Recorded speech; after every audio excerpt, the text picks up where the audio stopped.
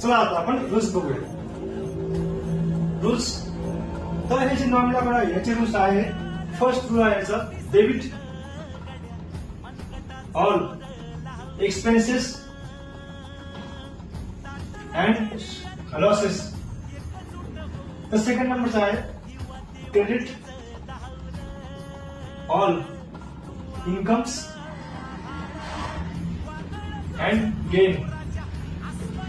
Gain म्हणजे लाभ, losses म्हणजे तोटे, एक्सपेन्स म्हणजे खर्च, इन्कम्स म्हणजे उत्पन्न.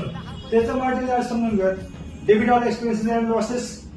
एक्सपेन्स म्हणजे आपल्या बिझनेसमध्ये जो काही आपल्याला एक्सपेन्स होतोय म्हणजे खर्च होतोय तर त्याला हा रूल्स अप्लाय करायचा डेबिट ऑल एक्सपेन्सेसचा. जेव्हा आपल्याला काहीतरी इन्कम मिळतंय, उत्पन्न मिळतंय किंवा कोणत्या गोष्टीचा लाभ होतोय तर त्याला क्रेडिट ऑन इन्कम हा रूल्स अप्लाय करायचा. तर एक सिंपल आपण एक्झाम्पल घेऊयात की paid rent RS 10,000 rupees for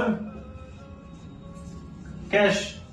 तर हा जो व्यवहार आहे याच्यामध्ये पेड रेंट हे जे अकाउंट आहे, लेजर आहे, हे आहे नॉमिनल या प्रकारचं खातं. नॉमिनल अकाउंटचं एक एक्झाम्पल आहे.